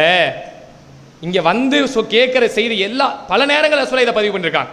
இந்த ஒரு ஹதீஸ்ல மட்டும் இல்ல, இது மாதிரி எத்தனை செய்திகள்லாம் எங்கெல்லாம் பல செய்திகளை சொன்னார்களோ அங்க சொல்ற இடத்தெல்லாம் ரசூலுல்லாஹ் சொல்லுகிற விஷயம் என்னன்னா, இதை சொல்லிவிட்டு இங்க வராதவர்களுக்கு நீங்க இந்த செய்தியை கொண்டு போய் சேர்த்துருங்க. எவ்வளவு முக்கியமான விஷயம் பாருங்க. இதுல இந்த செய்திகளை தான் நம்ம என்ன செய்யறோம்? நபி ஸல்லல்லாஹு அலைஹி வஸல்லம் அவர்கள் ஒரே ஒரு செய்தி கிடைத்தாலும் கூட அதை பிறருக்கு நீங்கள் சொல்லிவிடுங்கள் என்ற ஹதீஸை நம்ம பல நேரங்களில் பயான்ல கேள்விப்படுவோம்ல, அந்த விஷயத்தையும் இந்த நேரங்களில் தான் சொல்லியிருக்காங்க. இதை மாதிரி செய்திகளை சொல்லிட்டு மக்கள்கிட்ட கொண்டு போய் சொல்லிடுங்க சொல்லிட்டு சொல்றாங்க. இங்க வந்திருக்கோம், நீங்க விளங்கி இருக்கீங்கல்ல, நீங்க விளங்கினதை விட இங்க வராதவர்கள் இதை விட தெளிவாக விளங்கி கொள்ளக்கூடும். அதனால நீங்க கொண்டு போய் அவங்கள்ட்ட கொண்டு போய் சொல்லிடுங்க அப்படி நபிகள் நாயகம் ஸல்லல்லாஹு அலைஹி வஸல்லம் அவங்க சொன்னாங்கன்ற செய்தி பார்க்கிறோம். இந்த செய்தி புகாரில 1739 செய்தியாக இருக்கிறது. இப்படி எல்லாம் நபி ஸல்லல்லாஹு அலைஹி வஸல்லம் அவங்க செஞ்ச இறை பணியை, இறை செய்தியை நிறைவு செய்து விட்டேன் என்று மக்களுக்கு சாட்சி கேட்டுவிட்டு அடுத்து ஒவ்வொரு இடங்களிலும் ஒவ்வொரு செய்தியை சொல்றாங்க. பாருங்க எவ்வளவு முக்கியமான, நம்முடைய சமூகத்திற்கு தேவையான, முஸ்லிம்களுடைய உள்ளங்களில் ஆழமாக பதிய வைக்க வேண்டிய செய்திகள் எல்லாம் ஒவ்வொன்றா சொல்றாங்க. புகாரில 2442 செய்தியாக பதிவு செய்யப்பட்டிருக்கிறது. அல் முஸ்லிமுல் அஹுல் முஸ்லிம். ஒரு முஸ்லிம் இன்னொரு முஸ்லிமுக்கு சகோதரன். இந்த செய்தியை நபி ஸல்லல்லாஹு அலைஹி வஸல்லம் அவர்கள் எங்க சொல்றாங்க? இறுதி பேருரையில். ஒரு முஸ்லிம் இன்னொரு முஸ்லிமுக்கு சகோதரனா இருக்கிறா. இதை மட்டும் ரசூலுல்லாஹ் சொல்லல. இந்த செய்தியினுடைய ஹதீஸை எடுத்து படிச்சு பார்த்தால் அந்த ஹதீஸ்ல நீண்ட செய்தி அடுத்தடுத்து நிறைய செய்தி வருது. ஒரு முஸ்லிம் இன்னொரு முஸ்லிமுக்கு சகோதரன் சொல்லிட்டு அந்த முஸ்லிம் எப்படிப்பட்டவனாக இருப்பான் தெரியுங்களா? ஒரு அடுத்த முஸ்லிமுக்கு அவன் அநீதிழைக்க மாட்டான், பிற முஸ்லிமை அவன் கைவிட மாட்டான், தன் சகோதரனின் தேவையை நிறைவு செய்ததில் ஈடுபட்டு கொண்டிருப்பான். ஒரு முஸ்லிம் இன்னொரு முஸ்லிமுடைய தேவையை பூர்த்தி செய்வதற்காக வேண்டி ஈடுபட்டு கொண்டிருக்கிறானோ அதுபோல அல்லாஹும் அவனுடைய தேவையை பூர்த்தி செய்வதற்காக வேண்டி ஈடுபட்டு கொண்டிருக்கிறான் என்ற செய்தியை சொல்லுகிறார்கள். ஒரு முஸ்லிம் இன்னொரு முஸ்லிமுடைய ஒரு துன்பத்தை நீக்கினால் அல்லாஹ் ரப்புல் ஆலமீன் அவனுடைய ஒரு துன்பத்தை நீக்குகிறான். இப்படி நீண்ட செய்தி. ஒரு முஸ்லிமுடைய குறையை அவன் மறைத்தால் அல்லாஹ் ரப்புல் ஆலமீன் நாளை மறுமையிலே அவனுடைய குறையை மன்னிக்கிறான். ஒரே ஒரு செய்தியில எவ்வளவு செய்தியை உள்ள கொண்டு போய் நுழைக்கிறாங்க பாருங்க ஸல்லல்லாஹு அலைஹி வஸல்லம். ஒரு முஸ்லிம் இன்னொரு முஸ்லிமுக்கு சகோதரன் சொல்றோமே, வாயால சொல்லுகிற சகோதரன் அல்ல, தன் வாழ்க்கையில் உண்மையிலே அவன் சகோதரனாக கருதப்படுகிற ஒருவனாக மாற வேண்டும். பல பேர் நம்ம என்ன செய்யறோம், முஸ்லீம் எல்லாம் ஒரு முஸ்லீமுக்கு சகோதரன் அப்படின்னு சொல்லிக்கிட்டு இருக்கிறோம், அவ்வளவுதான். ஆனா பிற முஸ்லீம்கள் கஷ்டப்பட்டால், பிற துன்பப்பட்டால், பிறருடைய சிரமங்கள் ஏற்படும் பொழுது அதை பற்றி எனக்கு கவலை அல்ல, அதை பற்றி நான் கேர் பண்ண வேண்டிய அவசியம் இல்லை. என் குடும்பம், என்னுடைய பொருளாதாரம், என் நிலைமை என்றுதான் நம்ம ஓடிக்கிட்டு இருப்போம். ஆனால் நபிகள் நாயகம் ஸல்லல்லாஹு அலைஹி வஸல்லம் அவர்கள் ஒரே ஒரு வார்த்தையோடு இதை நிப்பாட்டவில்லை. ஒவ்வொரு முஸ்லிமும் இன்னொரு முஸ்லிமுக்கு சகோதரன் சொல்லிவிட்டு அந்த முஸ்லிம் பிறருக்கு அநீதிழைக்க மாட்டான். தன்னுடைய வாழ்க்கையில் யாருக்கும் எந்த நேரத்திலும் எந்த முஸ்லிமுக்கும் யாருக்குமே அநீதிழைத்து விடக் கூடாது என்பதிலே அல்லாஹ்வின் தூதர் மிக கவனமாக இருந்திருக்கிறார்கள். நாம் அப்படி நம்முடைய வாழ்க்கையில் இருக்கிறோமா? எத்தனை பேருடைய வாழ்க்கையில் அநீதி இழைப்பதற்கு நாம் காரணமாகி விடுகிறோம். சில நேரங்களில் அறிந்தோ அறியாமலோ தன் குடும்பத்தாரிடத்திலே, தன் உறவுக்காரிடத்திலே, தன் தெரிந்தவரிடத்திலே, நண்பர்களிடத்திலே நமக்கு ஏதாவது ஒன்று பிடிக்கலைன்னு சொன்னா, ஏதாவது ஒரு சங்கடம் ஏற்பட்டுன்னு சொன்னா, அவன் வாழ்க்கையில ஒண்ணுமே இல்லாம ஆயிடணும் அப்படின்னு நினைக்கிறோமா இல்லையா? சைத்தான் ஏற்படுத்த அப்படிப்பட்ட உணர்வுகளை சைத்தான் நமக்கு போடுறான். அவனை அநீதி இழைச்சு அவன் எல்லாம் ஏன் இருக்கிறான், ஏன் நல்லா வாழ்ந்துகிட்டு இருக்கிறான், நல்ல பொருளாதார சம்பாதிக்கிறேன், உறவுகளோடு வாழ்றான், அவனுக்கு ஏதாவது ஒரு அக்கிரமத்தை அநியாயத்தை பண்ணுன்னு சைத்தான் நம்முடைய உள்ளங்களில் தவறான எண்ணங்களை ஏற்படுத்தி அவனை ஒண்ணுமில்லாம ஆக்க வேண்டும் என்ற எண்ணத்தை உள்ளத்தில் ஆக்குபைட் பண்ற, அப்படி அடைச்சு வைக்கிறான். ஆனா நபிகள் நாயகம் ஸல்லல்லாஹு அலைஹி வஸல்லம் அவர்கள் வெறும் வாயளவுல முஸ்லிம் என்று சொல்லாத அந்த முஸ்லிமுக்கு தன் வாழ்க்கையில் எந்த அநீதியும் இழைக்காதவனாக நீ வாழ்ந்து காட்டு. பிறருடைய தேவை, கஷ்டம் ஏற்பட்டால் அவனுடைய கஷ்டத்தை துடைப்பதற்காக வேண்டி நீ முயற்சி எடு. அப்படி நம்முடைய வாழ்க்கையில் யாராவது நம்ம தெரிஞ்சவங்க, ஃப்ரெண்ட்ஸுங்க, உறவுக்காரங்க கஷ்டம் நம்ம இடத்துல வந்து சொல்லுகிற நேரத்தில் இதெல்லாம் தேவையில்லாத வேலை, இதில் போய் தலையிட்ட ஏகப்பட்ட பிரச்சனை வரும்பா அப்படின்னு விளைகிறோம். ஆனா அல்லாஹ்வின் தூதர் அந்த முஸ்லீம் என்ற வார்த்தை சொன்னாங்கல்ல, அது வெறும் வாயளவு வார்த்தையாக நிப்பாட்டல. ஒரு முஸ்லீம் இன்னொரு முஸ்லீம் சகோதரன்னா அந்த சகோதரனுடைய தேவைக்காக முயற்சி எடு. அநீதிழைக்க மாட்டான், தன் சகோதரனுடைய தேவையை பூர்த்தி செய்வான். பிற முஸ்லீமுக்கு ஒரு துன்பம் என்றால் அந்த துன்பத்தில் அவன் பங்கெடுப்பான், பிறருடைய குறைகளை மன்னிப்பான். இப்படியெல்லாம் இந்த முஸ்லீமுக்கு என்ற வார்த்தைக்கு எவ்வளவு இலக்கணத்தை சொல்லி தந்துட்டு போறாங்க பாருங்க. இது ஆயிரம் செய்திகளை இங்கே பேசிக்கிட்டே போகலாம், நினைக்கலாம், சொல்லலாம். அது மாதிரி ஏராளமான குர்ஆன் வசனங்கள், ஹதீஸ்களை எடுத்து பார்த்துக்கிட்டே இருக்கலாம். ஒரே ஒரு வார்த்தை தான், அதில் இத்தனை செய்திகளை உள்ளே கொண்டு நுழைக்கிறாங்களா? நாம் அப்படி தன்னுடைய வாழ்க்கையில் பிறருடைய குறைகளை மன்னிப்பதற்காக வேண்டி எத்தனை முயற்சி எடுத்திருக்கிறோம். சின்ன சின்ன அற்பமான விஷயமா இருக்கும், அதை கூட நம்ம அம்பலப்படுத்தணும். வெளியே கொண்டு சொல்லி அவன் அசிங்கப்படுத்தி அவன் தலை காட்டாத அளவுக்கு வெளியே போகணும் என்ற நினைப்பை சைத்தான் ஏற்படுத்துகிறானே. ஆனால் அல்லாஹ்வின் தூதர் முஸ்லீம் என்று நீ சொன்னா பிறருடைய குறையை நீ மன்னி, அல்லாஹ் உன்னுடைய குறையை மறுமையிலே மன்னிப்பான், மறுமையிலே மறைப்பான். யார் நம்ம செய்கிறோம், எத்தனை பேர் செஞ்சிட்டு இருக்கோம், சந்தோஷம் அல்ஹம்துலில்லாஹ். ஆனால் அப்படி குறையை மறைக்காமல் நாம் பிறர் இடத்தில் அம்பலப்படுத்துகிற நிலைமை நம்மை ஒரு கேலிக்கின்ற ஜாலியா இருப்போம். ஃப்ரெண்ட்ஸுங்கிட்ட ஏதாவது ஒரு ஃப்ரெண்ட்ஸ் இன்னொரு ஃப்ரெண்ட்ஸுக்கிட்ட ஏதாவது ஒரு செய்தியை சொல்லியிருப்பான், அந்த குறை அவனுக்கு மட்டுமே தெரிஞ்சா இருக்கும். அதை கொண்டு வந்து சபையில வச்சு, அதை கொண்டு வந்து முக்கியமான இடத்துல ஃப்ரெண்ட்ஸுங்க எல்லாம் கூடி இருக்கிற இடத்துல வச்சு அவனை அசிங்கப்படுத்தி கேலி பண்ணி கிண்டல் பண்ணி எப்படியாவது அவன் நோஸ் கட் பண்ணணும். அதுல ஒரு ஜாலி, எல்லாரும் சிரிப்போம், சந்தோஷப்படுத்துவோம்ல. அப்படிப்பட்ட நிலையை செஞ்சிடாதீங்க.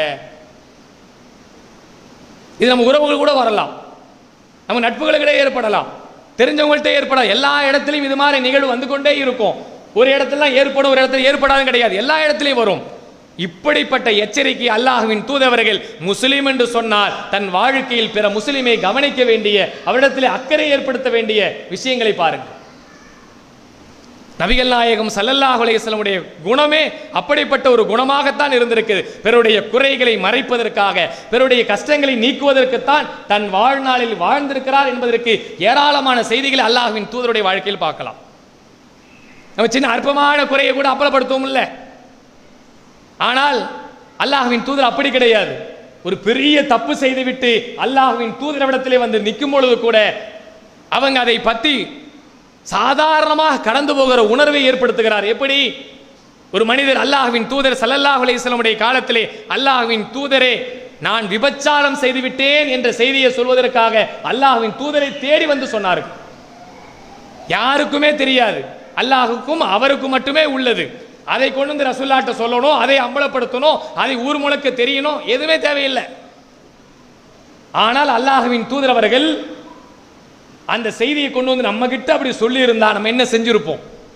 அடப்பாவி, உன்னை பத்தி என்னெல்லாம் நினைச்சுக்கிட்டு இருந்த, பெரிய பக்திமான் நினைச்சுக்கிட்டு இருந்தேன், பெரிய ஞானி நினைச்சுக்கிட்டு இருந்தேன், பெரிய மேதை நினைச்சுக்கிட்டு சி இவ்வளோ கேவலமானவனா நீ நினைப்போமா இல்லையாங்க? நம்ம உள்ளத்துல வருமா வராதா? வராதா? வரும்ல. ஒரு ஆளை ரொம்ப பெரிய ஆளா நம்ம ஒரு அப்படி பிரம்மாண்டமா பார்த்துட்டு பெரிய சிந்தனையெல்லாம் உள்ளத்துல ஏற்படுத்தி விட்டு அவர் ரொம்ப அற்பத்திலே அற்பமான அசிங்கமான ஒரு விஷயத்தை கொண்டு வந்து நம்ம முடி சொன்னா தம் அடிச்சிருப்பார் ஒரு ஆள். அவரை பத்தி தெரியும் நமக்கு. ஆனா மறைச்சு மறைச்சு ஒளிச்சு ஒளிச்சு செய்வாரு. நம்ம பார்த்துருவோம்.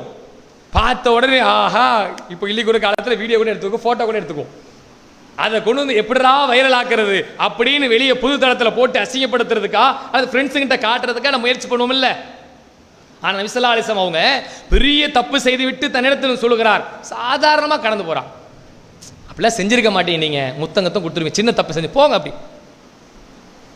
இப்படி அவங்களுடைய உணர்வு எவ்வளோ பெரிய செய்தியை கொண்டு வந்து சொல்லும் பொழுது சாதாரணமாக அதெல்லாம் செஞ்சிருக்க மாட்டீங்க போ, நல்ல எண்ணம் வைக்கிறாங்க. ஒரு முஸ்லிம் மீது எப்படிப்பட்ட எண்ணத்தை வைக்க வேண்டும், அவன் பெரிய தப்பே செய்திருந்தாலும் கூட அதெல்லாம் நீ செஞ்சிருக்க மாட்ட போத்தா அப்படின்னு சொல்ல வேண்டிய இடத்துல இருக்கிற ஒரு முஸ்லிம் சின்ன குறையை கூட நோண்டி நோண்டி துருவி துருவி பெருசா பூதாகரமா ஆக்க வேண்டிய உணர்வை இந்த உலகத்திலே நவீன காலத்திலே இணையதள காலத்திலே சைத்தான் நம்முடைய உள்ளத்தில் அப்படிப்பட்ட எண்ணங்கள் ஏற்படுத்த நான் இந்த செய்தி கொண்டு உலகத்தில் சொல்லிட்டேன். அல்லாஹ்வின் தூதர் அதை கேட்கும் பொழுது கூட அதெல்லாம் செஞ்சிருக்க மாட்டீங்க போங்க அப்படின்னு சாதாரணமாக கடந்து போயிடுறாங்க. இல்லை, அல்லாஹ்வின் தூதரை மீண்டும் மீண்டும் நான் இதை செஞ்சேன் செஞ்சேன் செஞ்சேன்னு பல முறை சொல்லும் பொழுது கூட அல்லாஹ்வின் தூதர் என்ன செய்யறாங்கன்னா அவர் ஊருக்கே ஆள் அனுப்புறாங்க. நம்மகிட்ட மீண்டும் மீண்டும் இதை சொன்ன ஏதாவது நினைப்போமா? இத்தனை முறை சொல்லி தொலைக்கிறானே, சரி இவனுக்கு என்ன செய்யணுமோ செஞ்செல்லாம் நினைப்போம் இல்லை? அல்லாஹ்வின் தூதர் அந்த முடிவை போல இத்தனை முறை செஞ்ச பிறகு கூட ஆள் அனுப்பி ஊருக்கு அனுப்புறாங்க. இவருடைய மூளை எதுவும் தெளிவா இருக்கா, குழம்பி இருக்கான்னு கேட்டுவாங்க. அதுக்கு பிறகு ஊருக்கு போறாங்க. ஊர்ல போய் கேட்டா இவங்க மூணு குழம்பியெல்லாம் கிடையாது, ரொம்ப தெளிவானவதா இருக்கிறாரு அப்படின்னு சொன்ன பிறகுதான் அல்லாஹ்வின் தூதர் இவ்வளவு தெளிவானவரா இவ்வளவு விஷயத்தை மீண்டும் மீண்டும் வந்து சொல்லிக்கிட்டே இருக்கிறாரு அப்படின்னு எல்லா விஷயத்தையும் அறிந்து பல நாட்களுக்கு பிறகுதான் நபிகள் நாயகம் ஸல்லல்லாஹு அலைஹி வஸல்லம் அவர்கள் அவருக்கு கல்லெறிந்து தண்டனை வழங்கியிருக்கிறார்கள் என்ற விஷயத்தை வரலாற்றிலே பார்க்கிறோம். என்றால் பிற முஸ்லிம்கள் மீது நாம் காட்டுகிற கருணையும் கரிசனையும் பாசத்தையும் நேசத்தையும் எப்படி வாழ்ந்து கொண்டிருக்கிறோம் என்பதை இந்த செய்தியை வச்சு அல்லாஹ்வின் தூதர் அவர்கள் இறுதி காலத்தில் எச்சரிக்கை செய்தார்களே, தன் வாழ்க்கையில் அப்படிப்பட்ட மாற்றத்தை கொண்டு வர வேண்டும். சும்மா பேரளவு முஸ்லிம் நான் சொல்லிக்கிற விஷயம் அல்ல, எனக்கும் சேர்த்துதான் உங்களுக்கும் சேர்த்துதான்.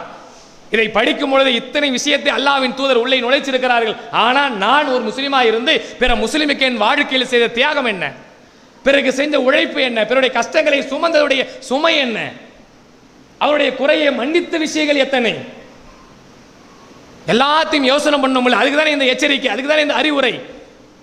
ஒவ்வொன்றாக உரைசி உங்கள் வாழ்க்கையில் பாருங்க. ரமலானுடைய காலத்தில் இத்தனை நாட்கள் கடந்து வந்து விட்டது. நான் என் வாழ்க்கையில் இத்தனை நாட்களில் எத்தனை பாவத்தை கடந்திருக்கிறேன், எத்தனை தீமையை விட்டிருக்கிறேன், எத்தனை நல்லதை கற்றிருக்கிறேன், எத்தனை நல்ல உணர்வுகளை உள்ளத்தில் ஏற்றி இருக்கிறேன். இதெல்லாம் சிந்திப்பதற்கு தான் இந்த ரமலானுடைய மாதம். அல்லாஹ்வின் தூதர் ஸல்லல்லாஹு அலைஹி வஸல்லம் அவர்கள் சொன்ன எச்சரிக்கை என்பது சாதாரண விஷயம் அல்ல. ஒவ்வொரு செய்தியும் ஒவ்வொரு விஷயமும் உள்ளங்களில் ஆழமாக பதிய வைக்க வேண்டிய, பொன்னெழுத்துக்களால் பதிய வைக்க வேண்டிய செய்தி என்று சொல்வாங்களே, அப்படிப்பட்ட செய்தியைத்தான் 23 ஆண்டு கால வாழ்க்கை செய்தியை ஜூஸாக சாராக புழிந்து சொல்லிவிட்டு போயிருக்கிறார். இதுதான் பெரிய ஒரு ஆச்சரியமான செய்தி. ஒரு முஸ்லிமுடைய வாழ்க்கையில எந்த அளவுக்குலாம் நம்ம வாழ்ந்துகிட்டு இருக்கிறோம்னு பார்க்கும் பொழுது சில பேர்கிட்ட நம்ம பார்த்து சலாம் சொல்வது கூட கிடையாது. என்ன வாழ்க்கை இது? இத்தனை நேற்று வரைக்கும் அவனோட பேசுகிறோம், பழகிறோம், அவனோட நட்பு கொள்கிறோம். ஆனால் இன்னைக்கு ஏதோ ஒரு சின்ன மனக்கசப்பு, ஏதோ ஒரு பிரச்சனை, ஏதோ ஒரு காரணத்தினால், ஒரு தனிநபரால் இருக்கலாம், ஒரு இயக்கத்தால் இருக்கலாம், ஒரு சங்கத்தால் இருக்கலாம், ஒரு கட்சியால் இருக்கலாம், ஏதோ ஒரு விஷயத்தால் ஏற்பட்டிருக்கலாம். ஆனால் சலாம் சொல்வதற்கு கூட நாம் மிகப்பெரிய ஒரு கவலையோடு, ஒரு பெரிய கேள்விக்குறியோடு, பெரிய ஆச்சரியத்தோடு வாழ்ந்து கொண்டிருக்கிறோம் என்றால் அல்லாஹ்வின் தூதர் ஸல்லல்லாஹு அலைஹி வஸல்லம் அவர்கள் எல்லா முஸ்லிம்களும் சகோதரர் என்று சொன்னார்களே, அது எப்படிப்பட்ட வார்த்தை என்று பாருங்கள். நாம் அப்படி தான் பிறரோடு வாழுகிறோமா? தன் உள்ளத்தில் பெரிய கசப்பெல்லாம் இருக்கதான் செய்யும். ஆனால் இறைவனுக்காகவே அதையெல்லாம் கலைங்க. அல்லாஹ்வின் தூதர் இந்த வரலாற்று செய்திகளை செஞ்சிருக்கிற தியாகத்தெல்லாம் பார்க்கும் பொழுது இவ்வளவு செய்தி சொல்லியிருக்க. அடுத்தடுத்த நாட்களை இன்ஷா அல்லாஹ் அது காக்கலாம். அரஃபாத், சமீகா, சஃபா மரியம், சல்மா மற்றும் குடும்பத்தார்கள், கோட்டார், குமரி மாவட்டம். அபீர் ஃபைசா, இசத் உஸ்மான், அப்ரார் ஃபலா மற்றும் குடும்பத்தார்கள் இரவிபுதூர் கடை, குமரி மாவட்டம். High-tech doors and windows, UPVC doors, windows, open door partition and sliding door, aluminium modular kitchen, aluminium fabrication மற்றும் outdoor elevation அனைத்தும் சிறந்த முறையில் செய்து தரப்படும். தொடர்புக்கு 9443535020 மற்றும் 7373035020. இந்நிகழ்ச்சி சிறக்க ஏக இறைவனை பிரார்த்திக்கும் ஆனந்தம் காலனியகம் மேல்பட்டாம்பாக்கம். رب ارحمهما كما ربياني صغيرا. இந்நிகழ்ச்சி சிறக்க ஏக இறைவனை பிரார்த்திக்கும் கடலூர் மூசா மற்றும் குடும்பத்தினர். இந்நிகழ்ச்சி வெற்றி பெற ஏக இறைவனை பிரார்த்திக்கும் restaurant Ibrahim curry house, Malaysia. இந்நிகழ்ச்சி சிறக்க வாழ்த்தும் நெஞ்சங்கள் Ibrahim nasi kandar, Malaysia. Welcome departmental store. ஆண்கள் மற்றும் பெண்களுக்கு தேவையான காஸ்மெட்டிக்ஸ் பொருட்கள், வீட்டிற்கு தேவையான அரிசி, எண்ணெய், மளிகை சாமான்கள், ஸ்நாக்ஸ் வகைகள் அனைத்தையும் வாங்கிட welcome departmental store. Orange gifts and toys அருகில் சிம்மாச்சலம் ரோடு, பிரகலாதபுரம், விசாகப்பட்டினம். தொடர்புக்கு 0891270804. இந்நிகழ்ச்சி சிறக்க ஏக இறைவனை பிரார்த்திக்கும் ஏகத்துவ முஸ்லிம் ஜமாத், காஞ்சி மாவட்டம். வீட்டிற்கு தேவையான அனைத்து மளிகை பொருட்களும் வாங்க Roja super market, Murali Nagar, Visakhapatnam. Phone number 9866414520. எவ்வளவு பெரிய பெரிய செய்திகள்லாம் சாதாரணமா மன்னிச்சு விட்டு போயிருக்கிறாங்க. ஆனா நாம் ஒரு சலாம் சொல்வதற்கு கூட எந்த அளவுக்கு சலாத்தை பற்றி இஸ்லாத்திலே சொல்லப்படுகிறது, அறிந்தவர்களுக்கும் அறியாதவர்களுக்கும் சலாம் சொல்லுங்கள். சும்மா தெரிஞ்சவனுக்கு மட்டுமல்ல, சொந்தக்காரனுக்கு மட்டுமல்ல, பந்தக்காரனுக்கு மட்டும் அல்ல, எல்லாருக்கும் சொல்லு. வீதியில போறவங்க முஸ்லிமா இருந்தா, முஸ்லிம் அல்லாத இருந்தா, தெரிஞ்சவன் தெரியாதவன் எல்லாருக்கும் சலாம் சொல்லுன்னு சொன்னாங்க. ஆனால் தெரிஞ்சவருக்கு சலாம் சொல்றதே நமக்கு குறைஞ்சு போச்சு. தெரிஞ்சவங்களுக்கு அதுவே நம்மள்ட்ட இஸ்லாத்துல ரொம்ப சிறந்த காரியம் எதுன்னு அல்லாஹ்வின் தூதர் ஸல்லல்லாஹு அலைஹி வஸல்லம் கிட்ட கேட்டு போறாங்க. அவங்ககிட்ட கேட்குறாங்க, ரொம்ப இஸ்லாத்திலே ரொம்ப சிறந்தது எதுன்னு சொல்லுங்களேன். அல்லாஹ் எவ்வளோ செய்திகளை குர்ஆன்ல இறக்கியிருக்கான், எவ்வளோ விஷயங்கள் அல்லாஹ்வின் தூதருடைய காலத்தில் செஞ்சிருக்கிறாங்க. அதையெல்லாம் அல்லாஹ்வின் தூதர் சொல்லல, ரெண்டே ரெண்டு செய்தியை முன்னிறுத்தினார்கள். ஒன்று, அறிந்தவர்களுக்கும் அறியாதவருக்கும் சலாம் சொல்லுங்கள், பசித்தவர்களுக்கு உணவளிங்கன்னு சொன்னான். ரெண்டு விஷயம் தான் இஸ்லாத்தை ரொம்ப செஞ்சு. ரெண்டு உரிமையை பாருங்க, இது ரெண்டுமே எதுப்பட்டது? மனிதன் சார்ந்த விஷயங்கள் தான் ரெண்டுமே. இறைவனுடைய விஷயத்தை வணக்க வழிபாடுல கொண்டு முன்னிறுத்தல. ஒரு மனிதன் இன்னொரு மனிதன், ஒரு முஸ்லிம் இன்னொரு முஸ்லிம் சொல்றோம்ல, ஒரு மனுஷன் இன்னொரு முஸ்லிமுக்கு செய்ய வேண்டிய, இன்னொரு மனிதனுக்கு செய்ய வேண்டிய ரெண்டு கடமைகளை முன்னிறுத்திட்டு போவாங்க. எல்லாருக்கும் சலாம் சொல்லி எல்லாரும் முகமத்தா வாழ், எல்லாருக்கும் துவா செய். சலாத்துல என்ன இருக்கு? துவா தானே இருக்கு. இறைவனுடைய கருணையும் அருளும் கிருபையும் உங்களுக்கு ஏற்படட்டும், அஸ்ஸலாமு அலைக்கும் வரஹ்மத்துல்லாஹி வபரகாத்துஹு சொல்லுங்க. அதே மாதிரி பசிச்சு இருந்து யாராவது உங்கள்கிட்ட வந்தா அவங்களுக்கு பசிச்சு உங்களுக்கு சாப்பாடு கொடுங்க. இஸ்லாத்திலேயே மிக சிறந்த காரியமாக அல்லாஹ்வின் தூதர் அவர்கள் இந்த ரெண்டு செய்தியை தானே சொல்லிட்டு போயிருக்கிறாங்க. இது எதனால் சொல்லப்பட்டிருக்கிறது? பிற முஸ்லிம்கள், பிற மக்கள் மீது ஏற்பட்டிருக்கிற கருணையின் காரணமாக, கரிசனத்தின் காரணமாக. நம் வாழ்க்கையில் அப்படிப்பட்ட மாற்றங்கள் ஏற்பட்டிருக்கிறதா? அப்படி கசப்பு ஏதாவது இருந்தா கூட தூக்கி எறிங்க. அல்லாஹ்வின் தூதவர்கள் தூக்கி போட சொல்லுகிறார்கள். எந்த நேரத்திலையும் அந்த மாதிரியான ஒரு குரோத உணர்வோடு வைத்து பிறரை பார்க்கும் பொழுது சலாம் சொல்வதிலே ஒரு தயக்கம் காட்டாதீங்க. நபிகள் நாயகம் ஸல்லல்லாஹு அலைஹி வஸல்லம் அவர்கள் இந்த எச்சரிக்கையில் இருந்து நமக்கு அதையெல்லாம் புலப்படுகிறது. நம் வாழ்க்கையில் அதிகமாக கடைபிடிக்க வேண்டிய ஒரு செய்தி.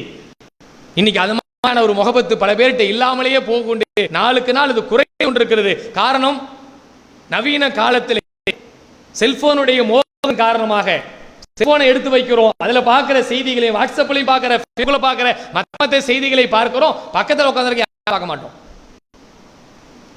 நீ பாருங்க, எங்கேயாவது ரயிலில் போகிற நேரத்திலையோ, பஸ்ஸில் போகிற நேரத்திலையோ, இல்லை வேற எங்கேயும் உட்காந்துருக்க நேரத்திலையோ எத்தனையோ பேர் தெரிஞ்சவங்க வந்து போய்கிட்டு இருப்பாங்க. ஆனால் யாரை பற்றியும் பார்க்கவும் மாட்டோம், கண்டுக்கவும் மாட்டோம். பக்கத்தில் உட்காந்து கூட யாருன்னு தெரியாத அளவுக்கு பார்க்காம போய்கிட்டே இருப்போம். காரணம் என்ன? அப்படியே நம்ம வந்து முழுகி இருக்கிற மாதிரி ஒரு கற்பனை, அதில் உள்ளே நுழைஞ்சிருக்கிற மாதிரி ஒரு கற்பனை. ஆனால் பல்வேறு நன்மைகள் நாம் இழந்து கொண்டிருக்கிறோம். நபிகள் நாயகம் ஸல்லல்லாஹு அலைஹி வஸல்லம் அவர்கள் முஸ்லிம் என்று சொன்னார்களே, ஒரு முஸ்லிம் இன்னொரு முஸ்லிமுக்கு செய்ய வேண்டிய கடமைகள் நமக்கு சொல்லி தந்துட்டு போனாங்களே, அந்த கடமைகளை சிந்திச்சு பாருங்க. எல்லா அந்த கடமைகளும் யோசனை செய்யும் பொழுது சலாத்திற்கு பதில் சொல்றது, விருந்தளித்தால் அதற்காக பதில் சொல்றது, மௌத்தா போனால் ஜனாசாவை பின்பற்றுறது, எல்லாமே மனிதனுடையமே சார்ந்த சம்பந்தப்பட்டதா வருது. வெறும் முஸ்லிம் என்ற வார்த்தையில சொல்கிறது அல்ல. அந்த வார்த்தைக்கு அல்லாஹ்வின் தூதர் ஸல்லல்லாஹு அலைஹி வஸல்லம் அவர்கள் இவ்வளவு இலக்கணத்தை உள்ளே நுழைத்திருக்கிறார் என்று சொன்னால் எந்த ஒரு முஸ்லிமாக இருந்தாலும் அதற்காக நாம் ஓடோடி போய் நிற்கிற ஒரு உணர்வு உள்ளத்தில் ஏற்படும். அதனால தான் சொன்னாங்க, முஸ்லிம்கள் அனைவருமே ஒரு உடல் போன்றவர்கள். ஒரு உடல்ல ஏதாவது ஒரு இடத்துல ஒரு சின்ன பிரச்சனை ஏற்பட்டாலும் கூட அது கலங்கி போதில்ல. கண்ணுக்கு தான் பிரச்சனை அப்படின்னு கையும் காலும் உள்ள எல்லாம் அமைதியாக உட்காந்துருக்குதா? கண்ணில் ஒரு சின்ன பிரச்சனை ஏற்றால் உடல் முழுக்க அது கவலைப்படுதா இல்லையா? காலில் ஒரு சின்ன காயம் ஏற்பட்டால் உடல் முழுக்க எப்படி கவலைப்படுதா இல்லையா? அது மாதிரி தன் முஸ்லிம்களுக்கு ஏற்படுகிற எல்லா பிரச்சனைகளுக்கும் ஒரு முஸ்லிம் உடல் போன்று இருந்த அந்த பிரச்சனைக்காக வேண்டி கவலைப்படுகிற உணர்வை ஏற்படுத்திக் கொள்ள வேண்டும் என்ற விஷயத்தை தான் அல்லாஹ்வின் தூதரவர்கள் ஒவ்வொரு முஸ்லிமும் ஒரு பிற முஸ்லிமுக்கு சகோதரர் என்று சொன்னதற்குரிய வார்த்தையின் இலக்கணம். இன்னும் சொல்கிறார் அல்லாஹ்வின் தூதர், முஸ்லிம் என்ற வார்த்தையை ஒரே ஒரு உடல் மட்டுமல்ல, ஒரு கட்டடத்தை போன்றவர்கள். ஒரு கட்டடம் எப்படி பலுவா நிற்கிறதுக்கு எல்லா வகையான கால்களும் எல்லா சிமெண்ட் கல் எல்லாம் சேர்ந்து இருந்தாதான். ஒன்று தனித்தனியாக விளங்கி போயிட்டு இந்த பீமெல்லாம் நான் வந்து நிற்க மாட்டேன் அப்படின்னு கோச்சிட்டு போயிட்டா எதை நிற்குமா? இந்த இடத்த உட்காரையிலுமா? அப்படி ஒரு பில்டிங் எப்படி, ஒரு கட்டடம் எப்படி இறுக்கமாக இருக்கிறதோ, ஒரே ஒரு செங்கலை உருவினால் கூட அது ஹோல் தான், ஒரு ஓட்டை தான். ஒரு இடத்துல ஒரே ஒரு பில்லரை எடுத்துட்டா கூட முடிஞ்சு போச்சு, எப்போ சாயின் விளையாடாது. அது மாதிரி எந்த அளவுக்கெல்லாம் நபிகள் நாயகம் ஸல்லல்லாஹு அலைஹி வஸல்லம் அவங்க பிற முஸ்லிம் சகோதரனோடு இருக்க வேண்டும் என்ற செய்தி இதில் நுழைத்து வைத்திருக்கிறார்கள். அல்லாஹ் திருக்குர்ஆனில் சொல்கிற விஷயத்தை கூட பார்க்கலாம். இன்னமல் மூமினூன இஹ்வா ஃபஅஸ்லிஹு பைன அஹவைக்கும். மூமின்கள் அனைவருமே சகோதரர்கள், அந்த மூமின்களிடத்தில் இணக்கத்தை ஏற்படுத்துங்கள் என்று அல்லாஹ் சொல்றான். எல்லா மூமின்களும் எல்லா முஸ்லிம்களுமே சகோதரர்களாக இருக்கிறாங்க, அவரிடையே இணக்கத்தை நீங்கள் ஏற்படுத்துங்கள். அதுக்காக வேண்டி நம்ம பாடுபடுறோமா? பிரிக்கிறதுக்கு சைத்தான் எல்லா வேலையும் பண்ணுவான். ஒண்ணுமில்லாத செய்தி எல்லாம் கூட பிரிச்சு சைத்தான் விட்டுருவான். ஆனால் இணக்கிறது தான் வேணாங்க, அதெல்லாம் ரொம்ப கஷ்டமான ரிஸ்கான ஒரு செய்தி, அதெல்லாம் போய் நம்ம கை வைக்க முடியுமா அப்படின்னு நினைப்போம். ஆனால் அல்லாஹ் குர்ஆன்ல கட்டளை இடுகிற என்ன, மூமின்கள் அனைவருமே சகோதரா இருக்கிறாங்க, அவரை இணக்கி வையுங்கள், இணக்கத்தை ஏற்படுத்துங்கள், நீங்கள் அல்லாஹ்வை அஞ்சுங்கள், அல்லாஹ்வால் அருள் செய்யப்படுவீங்கன்னு அல்லாஹ் சொல்றான். நாம் அப்படி இணக்கிறதுக்காக இணங்கி வாழ்வதற்காக வேண்டி தன் வாழ்க்கையில் இணக்கத்தை ஏற்படுத்துவதற்காக எத்தனை பேர் வாழுகிறோம். கஷ்டம் நமக்கு தெரியும், பிரச்சனையா ரெண்டு பேரும் பிரிஞ்சு கிடக்கிறாங்கன்னு தெரியும், அதை இணக்கி வாழ்வதற்காக வேண்டி ஒரு முயற்சி எடுத்து பாருங்களேன். நம்ம குடும்பத்திலே இருப்பாங்க, நம்புகள் இருப்பாங்க, நட்புல இருப்பாங்க, அதை பத்தி நம்ம கேர் மாட்டோம். ஆனா அல்லாஹ் ஒரு முஸ்லிமுக்கு கட்டளை என்ன, சகோதரர்கள் தான், இணக்கத்தை ஏற்படுத்துங்கள் அல்லாஹ் சொல்றான். நம்ம அந்த மாதிரியான முயற்சி எடுப்பதற்கு நம்ம சிந்தனையாவது வருதா? இத்தனை நாட்கள் அது மாதிரியான சிந்தனை இல்லாமல் இருந்தா கூட இனிமே நமக்கு அது மாதிரி ஏதாவது தெரிஞ்சா இன்ஷா அல்லாஹ் அதை முயற்சி எடுத்து நல்ல விஷயங்களை சொல்லி இணைக்கி வைப்பதற்கு முயற்சி எடுப்போம். ஏன் தெரியுங்களா? நபிகள் நாயகம் ஸல்லல்லாஹு அலைஹி வஸல்லம் அவர்கள் பொய்யை பற்றி ஏராளமான எச்சரிக்கைகளை செஞ்சிருக்கிறார்கள். செய்யக்கூடாது என்பதற்காக பொய் சொல்வதற்கு சில இடங்கள் மட்டுமே நமக்கு வாய்ப்பு தந்திருக்கிறார்கள். அந்த பொய் சொல்லுகிற இடங்களில் 3 இடங்களில் ஒரு இடம் என்ன தெரியுங்களா? பிரிந்து கிடக்கிற 2 உள்ளங்களை இணக்குவதற்காக வேண்டி நீங்கள் பொய் சொல்லலாம். பிரிஞ்சிருக்கிறாங்க, ஏதோ மன கஷ்டத்தினால ஏதோ பிரச்சனையினால ஏதோ பிணங்கி இருக்கிறார்கள், அதை இணக்குவதற்காக வேண்டி நீங்கள் பொய் சொல்லியாவது இணைக்கி வைங்க. தன் மனைவியை சந்தோஷப்படுத்துவதற்காக வேண்டி போய் சொல்லலாம். அது நம்ம ஜாஸ்தியாக சொல்லிட்டு தான் இருக்கிறோம், அதெல்லாம் நம்ம இப்போ குறையே வைக்கிறது இல்லை, நிறைய சொல்லிக்கிட்டு இருக்கிறோம். போர்க்களத்தில் எதிரிகளை அச்சப்படுத்துவதற்காக வேண்டி போய் சொல்லலாம். பிணங்கி கிடக்கிற உள்ளத்தை இணக்குவதற்காக வேண்டி பொய் சொல்லலாம். அல்லாஹ்வின் தூதர் சொன்னார்கள். ஏன் இதை சொல்லியிருப்பார்கள் என்று எச்சரிக்கும் பொழுது, அப்படி முஸ்லிம்களுக்கிடையே மூமின்களுக்கிடையே பிணங்கி இருக்கிற நேரத்தில் இணக்கத்தை ஏற்படுத்த சொல்லிக்கலாம். இதுவெல்லாம் அல்லாஹ்வின் தூதர் ஸல்லல்லாஹு அலைஹி வஸல்லம் அவர்கள் ஒரு முஸ்லிமாக இருக்கிறவருடைய வாழ்க்கையில் ஏற்படுத்தி கொள்ள வேண்டிய பல்வேறு நல்ல விஷயங்களில் ஒன்றாக நமக்கு சொல்றாங்க. ஆனால் இன்னைக்கு எப்படி ஆயிடுச்சு தெரியுங்களா? கேட்கும் பொழுதே ரொம்ப கவலையான செய்தி என்னவென்றால், நேற்று வரைக்கும் நண்பர்களாக, நேற்று வரைக்கும் சகோதரர்களாக, ஏதோ ஒரு சந்தர்ப்பத்தில் ஒரு சங்கத்திலே ஒரு இயக்கத்திலே ஏதோ ஒரு நிலையிலே நாம் பயணித்துக் கொண்டு வந்திருப்போம். ஏதோ மனக்கசப்போடு ஒரு இடத்திலிருந்து அவர் விலகி போயிருந்தார் சொன்னால் அவருடைய ஜனாசாவில் கூட பங்கெடுப்பதற்கு நம் உள்ளம் கேள்வியா இருக்கு. அவர் மௌத்தா போயிட்டார் என்ற செய்தி வரும், இல்லை அவங்க குடும்பத்தால் யாராவது மௌத்தா போயிட்டாங்க அப்படின்ற ஒரு செய்தி நமக்கு வரும். அப்படி வருகிற நேரத்தில் இவர் ஜனாசாவுக்கு போலாமா வேணாமா? உறவுக்காரங்களை கூட பிடிக்கிறோங்க, கொஞ்ச நாளா பேசாம ஏதாவது இருந்துட்டு ஏதாவது மனக்கசம் ஆயிடுச்சுன்னு வைங்களேன், அவங்க மௌத்துல கூட முழிக்க கூடாது என்ற ஒரு மலையை சைத்தான் ஏற்படுத்தினான். இது எவ்வளவு பெரிய மோசமான சைத்தானியத்து குணம் தெரியுங்களா? அல்லாஹ்வின் தூதர் ஸல்லல்லாஹு அலைஹி வஸல்லம் வரலாற்றில் நீங்க பார்க்கிற நேரத்தில் இப்படியெல்லாம் அல்லாஹ்வின் தூதர் செய்திருக்கிறார்களா அப்படின்னு கேட்கிற அளவுக்கு சஹாபாக்களே தடுக்கிற அளவுக்கு எப்படிப்பட்ட செய்தி? முனாஃபிக்குகளுடைய தலைவனாக இருந்த, முனாஃபிக்குன்னா இஸ்லாத்திற்கு ரொம்ப விரோதமான, மூமின்களுக்கு விரோதமான, இரடி வேடம் போடுகிற, நயவஞ்சகத்தையோடு வாழுகிற அவனுடைய வாழ்க்கையில் முனாஃபிக்கினுடைய தலைவனாக இருந்தவன் இறந்து போயிட்டான். ஆனா எல்லாரும் எப்படி எவ்வளவு முஸ்லிம்கள் எவ்வளவு சந்தோஷப்படணும். பாவி சைத்தான் போய் தொலைஞ்சான், இத்தனை நாள் நமக்கு குறைச்ச கொடுத்துட்டு இருந்தான்டா, இனிமே இவனுடைய தொல்லை இருக்காது, நிம்மதியா இருக்கலாம் அப்படின்னு தானே உள்ளத்துல வரணும். ஆனா நபி ஸல்லல்லாஹு அலைஹி வஸல்லம் அவர்கள் அவனுடைய மரணத்துக்கு அவங்களுடைய குடும்பத்தை சார்ந்தவர்கள் வந்து கேட்கிற நேரத்துல கூட எப்படி கேட்கிறாங்க, உங்களுடைய துணி இருந்தால் கொடுங்க, அந்த துணி என்னுடைய தகப்பனார் இறந்து போயிட்டாரல்ல அவர் மேல போத்துறதுக்காக கஃபன் துணியாக கேட்கிறார்கள். அந்த முனாஃபிக் மௌத்தா போயிருக்கான், அவன் மேல போத்துறதுக்கு ரசூலுல்லாஹ்வுடைய துணி கேட்கப்படுது.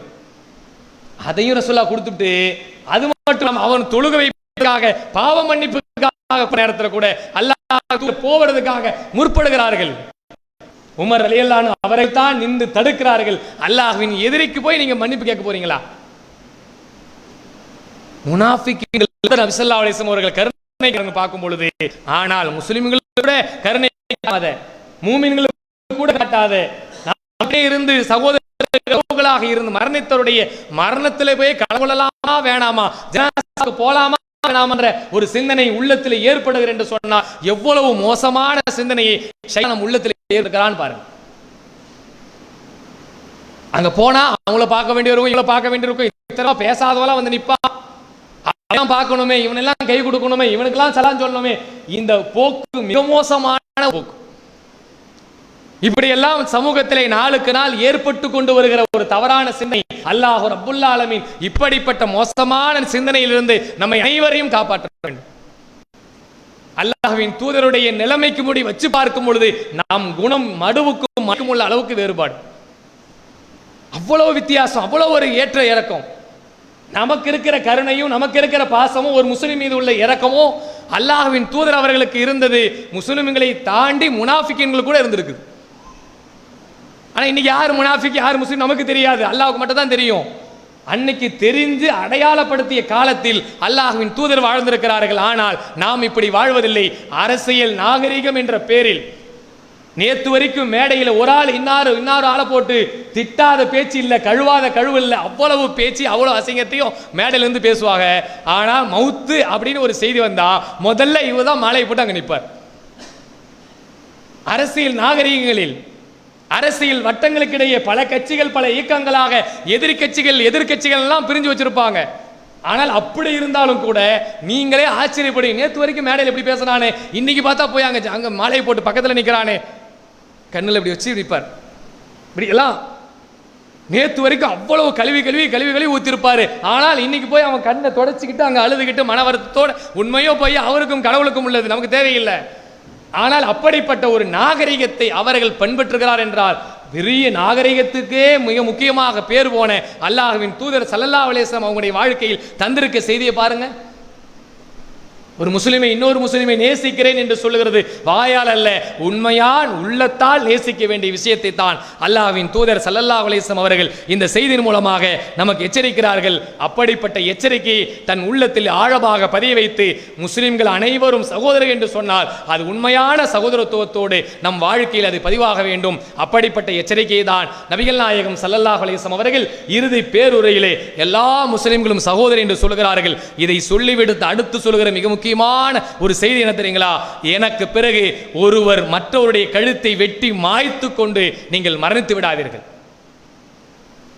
எல்லா முஸ்லிம்களும் இன்னொரு முஸ்லிம் சகோதரன் சொல்றேன்ல, அதை சொல்லிவிட்டு தான் அடுத்த வரியில் அதை எச்சரிக்கை செய்கிறார்கள். என்னுடைய மரணத்திற்கு பிறகு ஒரு முஸ்லிம் இன்னொரு முஸ்லிம் வெட்டி மாய்த்து கொண்டு மரணித்து விடாதீர்கள். மரணித்து விடாதீர்கள் மட்டும் இல்ல, மரணித்து காஃபிர்களாக நீங்கள் ஆகிவிடாதீர்கள். எவ்வளவு பெரிய எச்சரிக்கை பாருங்கள். இந்த செய்தி 4406வது செய்தியாக புகாரில பதிவு செய்யப்பட்டிருக்கிறது. முஸ்லிம்களுக்கிடையே இப்படிப்பட்ட வெறுப்புணர்ச்சி நாளுக்கு நாள் அதிகரித்து ஒரு ஆள் இன்னொரு ஆளை வெட்டி மாய்த்து கொலை செய்கிற பாவிகளாக காபிர்களாக நீங்கள் ஆகிவிடாதீர்கள் என்ற எச்சரிக்கை அல்லாஹ்வின் தூதர் ஸல்லல்லாஹு அலைஹி வஸல்லம் அவர்கள் இறுதி பேருவில் நமக்கு எச்சரித்திருக்கிறார் என்று சொன்னால் நம் வாழ்க்கையில் மிக கவனமாக எல்லோருடைய வாழ்க்கையிலும் கவனத்தோடு பயணிக்க வேண்டும். பிறருடைய வாழ்க்கையினுடைய அர்த்தங்களை புரிந்து அவருடைய தவறுகளை நாம் பரிசீலித்து அவர்களோடு இணங்கி வாழுகிற எல்லா சிந்தனைகளையும் அல்லாஹ் ரப்புல் ஆலமீன் நம்முடைய வாழ்க்கையில் ஏற்படுத்த வேண்டும். இது போன்ற பல்வேறு எச்சரிக்கைகளையும் பல்வேறு அறிவுரைகளையும் நம் வாழ்க்கையில் உள்ளத்தில் ஆழமாக பதிய வேண்டிய பல்வேறு செய்திகளை சொல்லித் தந்திருக்கிறார்கள். இன்ஷா அல்லாஹ் அதை வருகிற நாட்களில் அடுத்தடுத்த நாட்கள் அறிந்து கொள்வோம் என்று கூறி நிறைவு செய்கிறேன். வாஹிர் தாவான் அல்ஹம்துலில்லாஹி ரப்பில் ஆலமீன். அஸ்ஸலாமு அலைக்கும் வரஹ்மத்துல்லாஹி வபரகாத்துஹு.